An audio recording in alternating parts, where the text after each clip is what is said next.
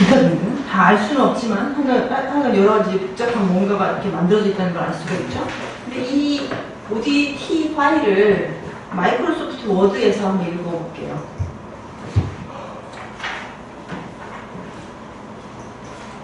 마이크로소프트 워드에서 읽어오기, 열기 해가지고 연습1.odt 어머나 어떻게 열 수가 없대. 실망. 이거 지난 또 열었네. 열 수가 없다고 했는데 열었네. 이렇게 열어줘요. 그래서 이게 이제 2010 버전이라 조금 더 현찮은 것 같고요. 지금 최신 버전으로 하면 대부분 다 이렇게 호환이 되고, 아래 한글도 뭐 최신 버전으로 열면 ODT 파일을 자기들이 열어줘요.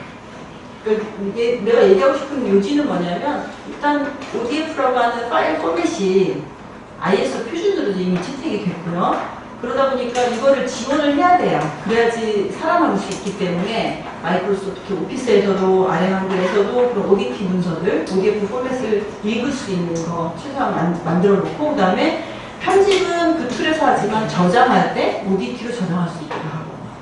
근데 그 기능이 원활하게 잘 되느냐 안 되느냐의 문제이지, 어쨌든 그렇게는 하고 있다는 거죠. 그래서 포맷은 전체적으로 이제 ODF 포맷으로 가는 거, 그런 방향에 대해서 각 기관들이 좀 고민을 해볼 때가 된 것 같습니다. 여러 가지 증거들도 보이고요.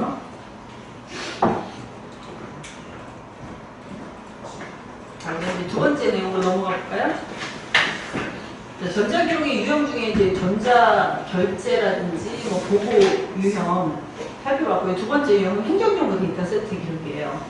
행정정보 데이터 세트 기록은 여러분 지금 1학기차 분들은 프로그래밍 수업도 있죠. 다음 학기가 되면 데이터베이스 수업이 있잖아요. 근데 그걸 먼저 들었으면 이건 너무너무 이해하기 쉬운데, 그죠? 어쨌든 데이터베이스가 뭔지, 데이터 세트가 뭔지, 뭐 이런 개념은 좀 아셔야 될 것 같아요. 일단 대부분의 이제 정보 시스템을 만들 때 데이터들을 많이 다루게 돼요. 데이터를 많이 입력도 하고, 거기서 데이터를 뽑아서 뭐 보기도 하고, 근데 그 데이터를 잘 관리할 수 있도록 해주는 어떤 시스템이 이제 별도로 구축이 많이 되는데, 그걸 데이터베이스 관리 시스템이라고 해요. 그래서 유명한 뭐 오라클 같은 제품이라든가, 뭐 IBM DB2라든가, 뭐 사이베스라든가, 굉장히 여러 유명한 데이터베이스 관리 시스템 소프트웨어들이 존재를 해요. 데이터베이스 관리 시스템이 DB를, 데이터베이스의 약자가 DB죠. DB를 만들어서 그 안에 데이터를 넣어주는 역할을 하고, 실제 이제 그 DBMS를 이용해서 이제 또 동작하는 응용 프로그램이 존재하게 되는 거죠. 그래서 제가 이거 설명을 좀 위해서 제 홈페이지에 자료를 하나 더 올려놨어요. 제 홈페이지는 home.mj6.ac/yimjh고요. 그 전자기록 관리로 수업자료에 보면 여기 그 15번 게시물에 관계형 데이터베이스의 이해라고 하는 게시글을 올려놨어요. 그래서 PPT를 여셔도 되고 PDF를 여셔도 돼요.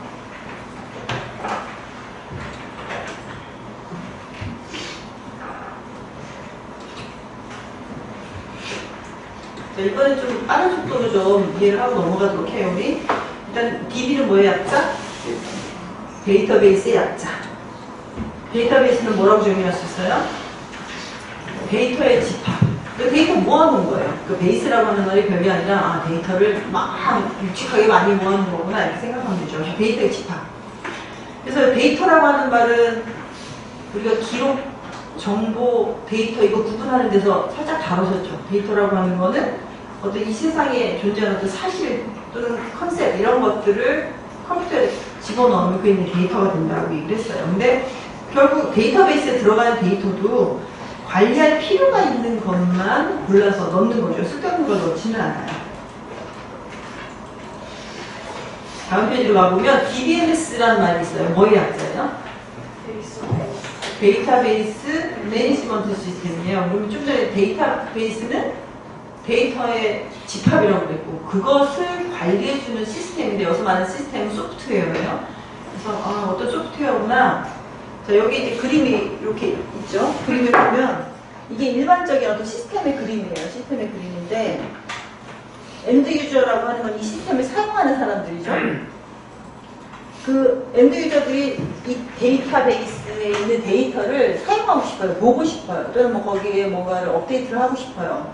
하지만 직접 하는 건 안 된다는 거고, 항상 뭐가 둘러싸고 있냐면 DBMS가 둘러싸고 있어서 엔드 유저는 DBMS를 통해야만 데이터베이스에 접근할 수 있다는 거예요. 그래서 DBMS가 항상 DB를 둘러싸고 있으면서 일반 유저들이 또는 어떤 소프트웨어들이 데이터를 이렇게 뭐 핸들링 해달라고 해서 그 요청을 받아서 실제 데이터를 건드려주는 거죠.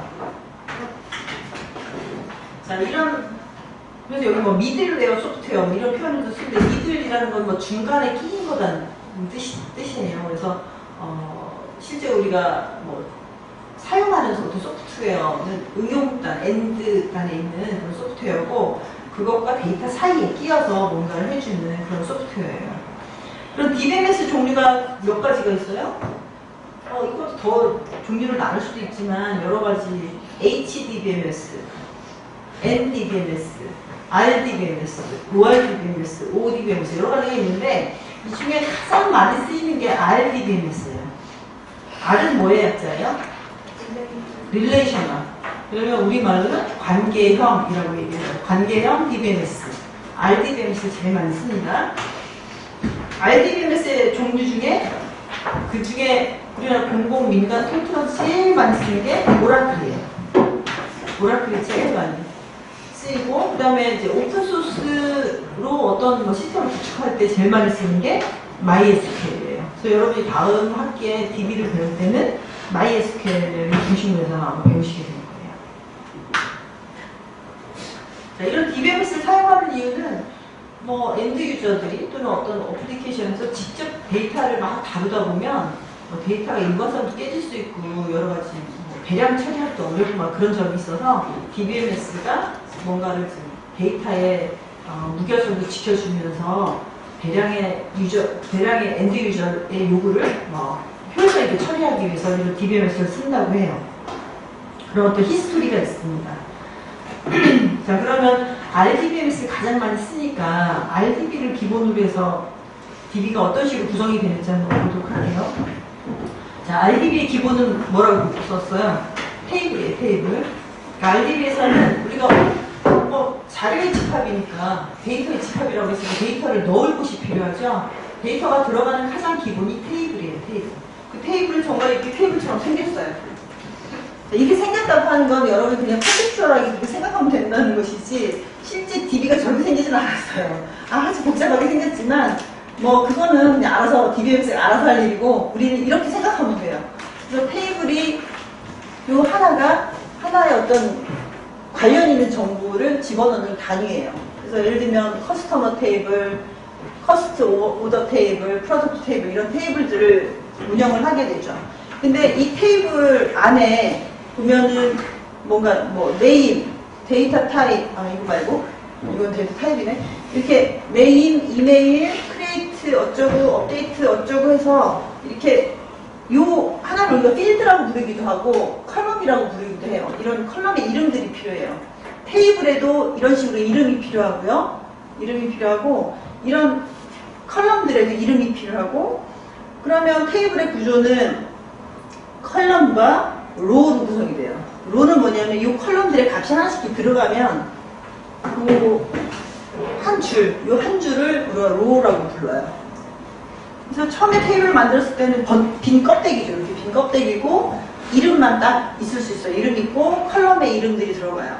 그런 다음에 이제 데이터가 한 줄, 그러니까 한 로우씩 들어가게 되면 이제 테이블에 데이터가 쭉 쌓이게 되는 거죠. 그래서 여러분이 알아야 될 용어는 이 전체는 테이블이구나. 테이블에는 이름이 필요하다. 그 다음에 그 테이블을 구성하는 컬럼들이 있어야 된다. 그래서 컬럼들, 이름들과 컬럼에 대해서는 데이터 타입도 정해져야 돼요. 여기에 들어갈 수 있는 값의 종류가 문자가 들어갈 수 있는지, 숫자가 들어갈 수 있는지, 또는 날짜 값이 들어갈 건지, 뭐 이런 거. 이런 종류를 정해줘야 돼요. 그런 거 정해주고, 그 다음에 이제 실제 데이터를 넣게 되면 그게 하나씩 로우로 들어가게 됩니다. 테이블, 컬럼 로라고 하는 용어를 쓰고요.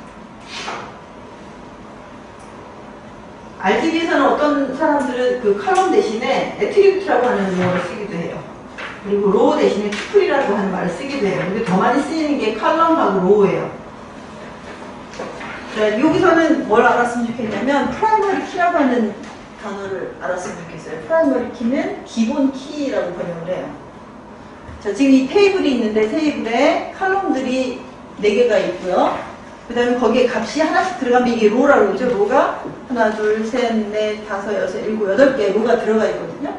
근데 이 로마다 어떤 로에 대해서 뭔가를 하고 싶잖아요. 그러면 이 많은 로들 중에서 뭐 하나 딱 찾아내야 되는데 그러기 위해서 필요한 키값이 필요해요. 그래서 이 테이블에서는 이 아이디라는 컬럼이 키 역할을 한다. 기본 키 역할을 한다. 이렇게 우리가 정의를 해줄 수 있어요. 그러면 이 아이디에는 값이 항상 다른 값이 들어가야 되는 거죠.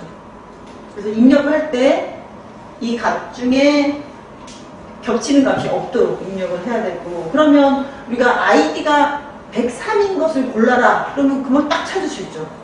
아이디가 107인 걸 골라라. 딱 찾을 수 있잖아요. 근데 만약에 이게 키가 아니면 아이디가 103인 걸 찾아라 라고 했는데 딱 여기만이 아니라 이 밑에 뒤지면 또 있을 것 같잖아요. 무한정 다 뒤져야 돼요. 이 테이블 전체를. 근데 그게 아니라 이게 키다 라고 했을 때는 아이디가 103인 걸 골라라 라고 하면 딱 찾고 끝. 왜냐면 여기 중복된 게 있을 수 없기 때문에 103은 여기 한 군데만 있지 딴 데 또 있지는 않아요. 뭐 그런 역할을 하는 게 프라이머리 키예요. 마치 우리의 주민등록번호처럼 역할을 해주는 그런 게 테이블마다 프라이머리 키라고 하는 컬럼으로 정해서 갖고 있도록 하는 게 일반적입니다. 자, 키라는 것은 정보를 찾는 열쇠다. 그리고 프라이머리 키라고 하는 것을 테이블마다 정해져 놓는 게 좋겠다. 자, 그 다음에 이제 외래 키라고 하는 말도 또 알았으면 좋겠어요. 퍼린 키라고 하는 단어. 그 기본 키가 있고, 외래 키라고 하는 말이 있어요. 퍼린 키라고 하는 용어가 있어요. 이 그림을 보면,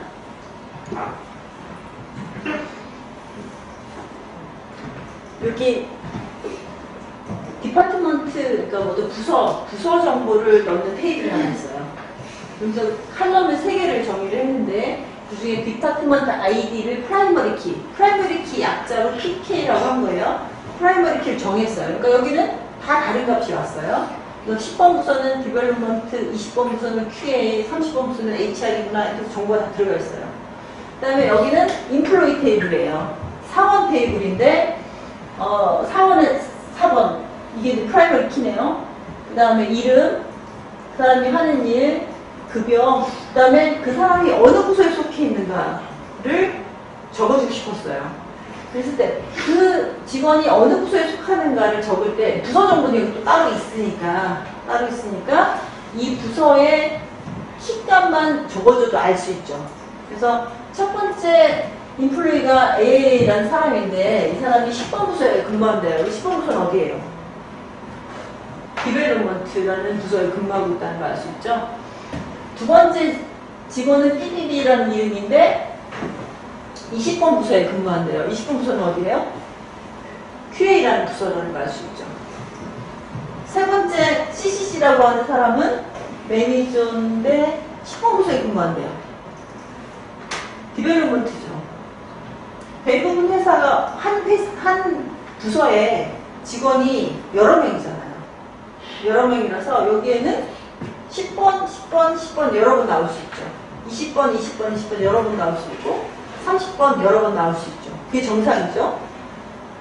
그래서 여기에 그 대신 10번이라고 딱 넣게 되면 이거는 여기에 하나밖에 존재하지 않기 때문에 이 사람이 어느 부서에 속하는지를 딱 알 수 있는 거예요. 자, 그런 식으로 여기는 다른 테이블의 프라이머리 키 값을 카피해서 갖다 놓은 컬럼이거든요. 그런 컬럼을 우리가 foreign 키라고 불러요. 외부에 있는 여기의 키는 아니고 저 다른 테이블의 키를 모셔온 거죠. 카피해 온 거죠. 그래서 외래 키, 외부 키라는 뜻으로 foreign 키라고 불러요. 그러면 이 foreign 키 컬럼에서는 같은 값이 중복해서 나올 수 있죠. 나올 수 있고요. 자, 지금 이게 굉장히 중요한데, RDB에서는 어떤 그 정보의 덩어리를 테이블 단위로 저장을 하게 하고, 하지만 모든 정보는 연관이 되어 있거든요. 그 연관성을 우리가 릴레이션십이라고 하는 거고, 그 릴레이션십을 맺어주는 거를 바로 프라이머리 키와 서리 키를 이용해서 하는 거다. 그래서 결국은 우리가 어떤 정보를 뽑는데 사원의 이름과 그 사람의 급여와 그 사람이 속한 부서명을 적어라 말을 하면 어떻게 합니까? A 3,000 디벨롭먼트 PPT 5,000 QA CCC 10만 이거 잘못했네. 3만 5만 10만 디벨롭먼트 DDD 6만 HR. 그래서 이 두 테이블을 연결시켜서 봐야 되는 거죠. 두 테이블을 연결시키는 걸 조인한다고, 조인시킨다고요. 조인시킬 때 어떻게 시키는 거예요? 여기 서리 키 값과 여기 프라이머리 키 값이 같은 것끼리 연결시켜주는 거죠. 그걸 조인한다고 표현을 합니다.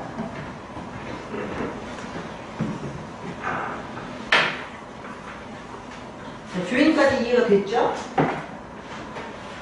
SQL은 많이 될 것 같고요. 자, 그럼 교재로 다시 돌아와서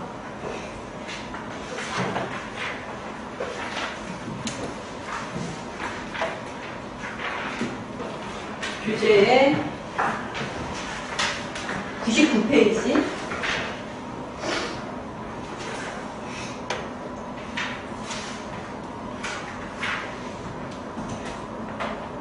99페이지에 하단에 이렇게 그림 나와 있는 게 우리가 어떤 공공기관이나 어떤 기관에서든 하여간 업무를 할 때 사용하는 시스템을 전부 다 비즈니스 시스템이라고 그래요. 업무 시스템. 그 업무 시스템에는 대부분 다 그런 DB를 구축해서 사용을 하고 있고요. 물론 DBMS도 존재하겠죠. 근데 RDB라고 가정을 한다면 그 DB 안에는 이런 테이블들이 여러 개 존재하고요. 되게 RMS 우리가 기록관리 시스템 하나를 구축하더라도 그 기록관리 시스템 하나를 만들 때 정의하게 되는 테이블 개수가 50개? 100개? 300개? 500개? 어느 정도 개수일까요? 500개. 그런 정도 개수예요. 엄청 그 정보의 종류가 많습니다. 생각보다. 그래서 수백 개의 어떤 테이블이 존재하는 거고요. 거기에 이제 여기 또 필드라는 이름을 썼어요. 뭐 이거 필드라고 부르든 뭐 컬럼이라고 부르든 애트리뷰트라고 부르든 하여간 구조는 동일해요. 그리고 이제 요 한 건 한 건을 여기도 디지털 레코드라고 부르고 있죠. 로라고 부르든 레코드라고 부르든 뭐 상관없어요. 어쨌든 그런 데이터들이 들어가 있을 때 데이터와 데이터가 서로 연관되는 것끼리 이렇게 연결시켜서 보는 게 RDB의 기본 구조라는 걸 지금 설명하고 있는 거예요. 테이블에 쭉 데이터가 들어가 있고 서로 이제 연관된 데이터끼리 연결시켜서 보는 거야.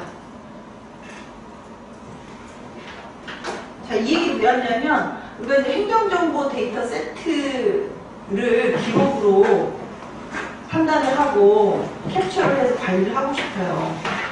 그러면 이런 DB 안에 뭔가 공공기관에서 공무원들이 일을 하다 보면 뭔가 정보를 막 입력을 해요. 했더니 이런 DB 안에 데이터가 막 들어가 있는 거예요. 근데 그 중에 어느 정도의 그 데이터들은 좀 보관을 해야 될 것 같고, 어떤 건 연구 보존을 해야 될 것 같고, 뭐 어떤 건 한 10년 정도를 계속 보존을 해야 될 것 같은 거예요. 그랬을 때 이 중에 어디까지는 우리가 보존해야 될 데이터다라고 해서 이 DB에서 의미 있는 데이터를 쭉 뽑아내야 되거든요. 뽑아내야 됩니다. 추출을 해내야 되는데 여러분이 DB 구조가 어떻게 생겼는지 대충 좀 알아야 되고 어떤 테이블에 어떤 필드들을 어떤 레코드들을 가져야 되는지 이걸 판단을 할 수 있어야 돼요. 그래서 이제 그런 샘플을 좀 한번 보여주려고 하는 겁니다. 생긴 게 전자문서는 심플하잖아요. 전자문서는 아래 한글 파일 똑똑똑똑 딱 떨어져 있잖아요. 그래서 그걸 갖고 올 건가 말 건가만 판단하고 갖고 올 건가 갖고 오면 되는데 이거는 또 추출을 해내야 되거든요. 뽑아내야 됩니다. 그래서 좀 쉽지 않아요. 근데 어떤 케이스가 있을 수 있는지 사례를 좀 보려고 하는 거죠.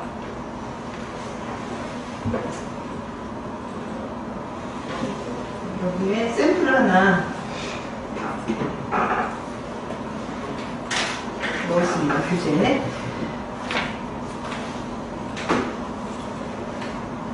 인사관리와 관련된 테이블을 지금 하나, 둘, 셋, 넷, 5개 예를 들어드렸는데요. 한번 내용을 볼까요? 지금 테이블에 A, B, C, D 5개가 있어요. 근데 테이블 A는 직원 정보예요. 필드가 직원 아이디는 겹치는 거 없어요. 다 다르고, 이름 있어요. 이름은 동명이인이 있을 수 있죠. 동명이인이 있을 수 있기 때문에 여기 아이디로 구분을 하게 되겠죠. 주소가 있고요. 근데 이런 값들을 관리하는 테이블이 있어요. 이건 직원 정보를 관리하는 테이블. B보다 C를 먼저 볼까요? C는 부서 정보예요. 직원, 부서 코드랑 부서 이름이랑 그 부서장 이름이 이렇게 있네요.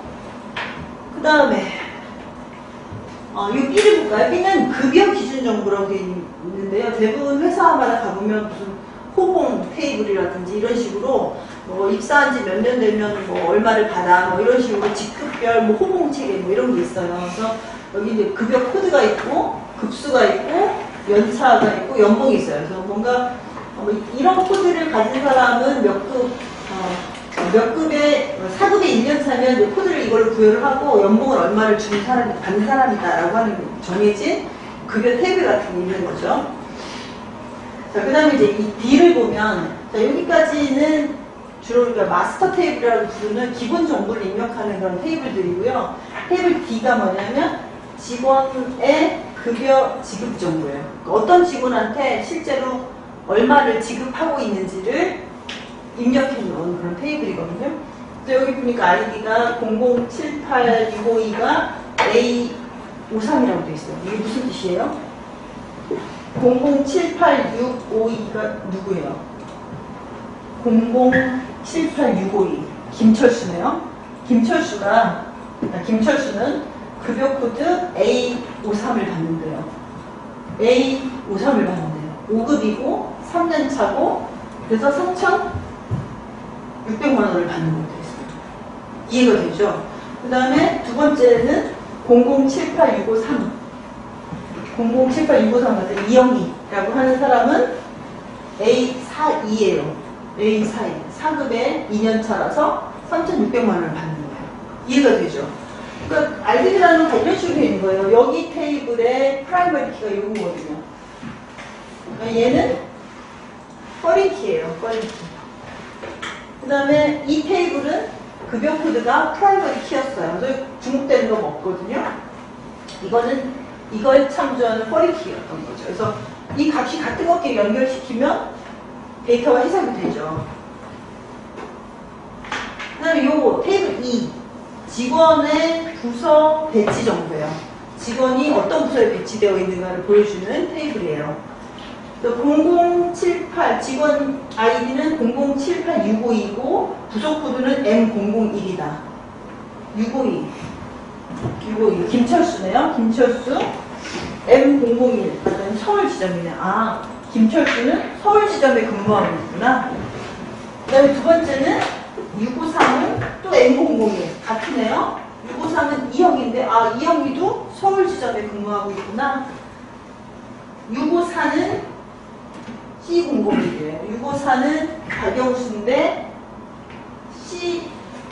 C001 아, 성남 지점에 근무하고 있구나.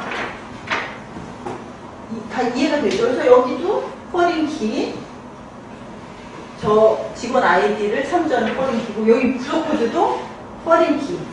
여기 이 테이블에서는 이 부서 코드가 프라이머리 키였거든요. 프라이머리 키를 참조하는 퍼링키였던 거예요. 그래서 프라이머리 키 값하고 퍼링키 값하고 같은 것끼리 연결시키면 다 데이터가 연결이 되는 거죠. 자, 데이터 상황이 이렇다고 가정을 하면 지금 D에 이제 저런 데이터가 쭉 들어가 있어요. 아, 직원들 정보 쭉 들어가 있고 테이블 A에 B는 급여의 기준 정보 이렇게 들어가 있고 저건 이제 해마다 조금씩 급여 인상을 하니까 조금씩 아마 데이터가 연봉값이 계속 바뀌겠죠. 그리고 뭐 이런 정보도 계속 바뀌겠죠. 직원이 급여를 계속 이것만 받는 게 아니라 연차가 올라가니까 코드가 바뀔 거고 그 다음에 직원이 한 부서에서 주구장창 퇴직할 때까지 일하지 않죠. 그러니까 부서적으로 계속 바뀔 거거든요. 그래서 DB는 항상 데이터가 변화해요. 왜냐하면 실제 상황이 계속 변화하기 때문에 거기에 맞춰서 데이터가 계속 변하게 됩니다. 근데 지금 현재 상황은 딱 이렇다는 거예요.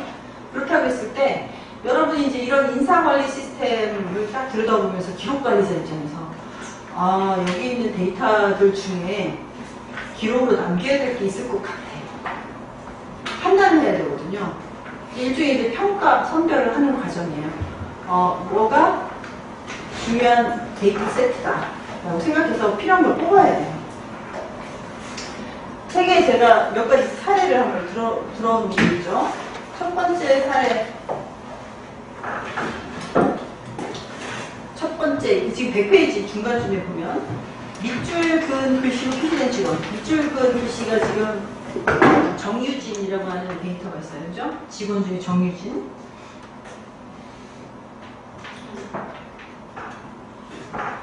만약에 어떤 한 사람에 대한 상세 정보를 내가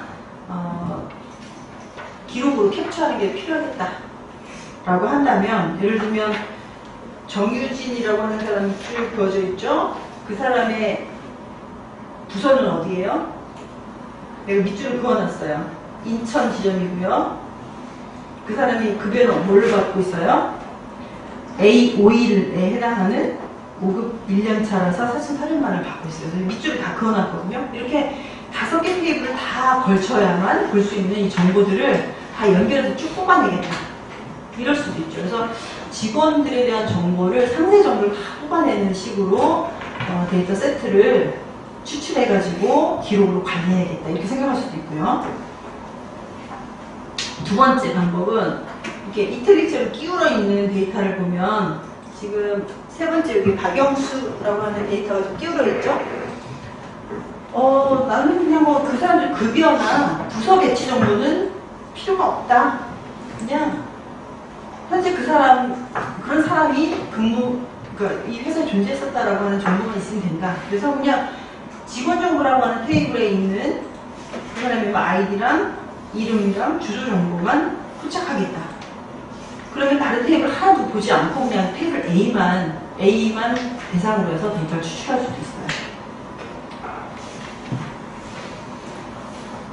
그 첫 번째 사례하고 두 번째 사례를 비교해 본다면, 직원에 대한 그 직원이 어느 부서에 근무하고 급여를 얼마를 받았고 하는 그런 받았고 하는 상세한 정보를 가져올 거냐 말 거냐, 그게 의미 있느냐 아니냐의 차이예요. 그것에 대한 판단은 기록관리자가 잘 평가를 해서 판단을 할 문제고요. 그 다음에 세 번째, 굵은 글씨체로 된 게 김철수, 이영희 인데요. 여기는 관점이 좀 달라요. 직원의 정보를 도출하겠다는 의미였다기보다는 나는 서울 지점에서 근무했던 사람들이 누구지, 이게 중요하다. 그래서 서울 지점에서 근무했던 사람들에 대한 정보를 기록으로 남기겠다. 그래서 서울 지점에 근무한 사람들을 찾아본 게 이 두 사람이었던 거예요. 그래서 이렇게 연결을 해가지고 서울 지점에는 김철수와 이영희가 근무했었어 라고 데이터를 추출하겠다. 그러면 저기 테이블 2 부서 배치 정보를 통해서 이 두 개를 연결시켜서 이 정보와 이 정보를 가져오면 되는 거예요. 그럼 관점이 다를 수 있는 거죠. 그러니까 직원 정보가 중요해, 직원 정보를 뽑는 거하고, 부서 정보가 중요해, 근데 그 부서에 근무했던 사람까지 뽑을 거야 하는 거하고 관점이 아주 다르거든요. 그래서 데이터베이스에는 이렇게 5개의 테이블이 구성이 되어 있고 데이터가 들어가 있는데, 어떤 관점에서 어떤 필드들을 데이터를 뽑아올 거냐 하는 것은 관점에 따라 굉장히 다양할 수 있어요. 굉장히 다양한 방식이 가능합니다. 그리고 지금 예를 든 것들도 보면은 이 테이블에 있는 모든 직원 정보를 다 뽑아올 거냐, 아니면 몇몇 사람들만 뽑아올 거냐, 이것도 다른 거예요. 그래서 테이블에 이렇게 레코드들이 막 수백 수천 개 차 있을 텐데, 그 수백 수천 개의 레코드들을 다 가져오는 게 필요한 건지, 그 중에 몇 개의 레코드만 뽑아갖고 오는 게 필요한 건지에 따라서 또 데이터 세트 구성이 달라집니다. 좀 복잡하죠. 지금 보는 테이블들은 굉장히 좀 의미 있는 데이터들이 많이 들어가 있는데, 실제 DB 안에 가보면 이렇게 우리가 파악할 수 있는 의미 있는 데이터 말고 시스템 자체를 유지하기 위해서 필요한 코드 테이블이나 뭐 이런 것들도 되게 많아요. 그래서 그런 것까지 우리가 캡처해서 기록으로 가져올 건가 아닌가 이런 것들을 다 검토를 해야 되기 때문에 상당히 좀 어떻게 복잡한 그런 과정이 될 수 있어요. 자, 지금 행정정보 데이터 세트까지 봤는데 우리 잠깐 쉬었다 할까요? 네, 10분 쉬었다 할게요.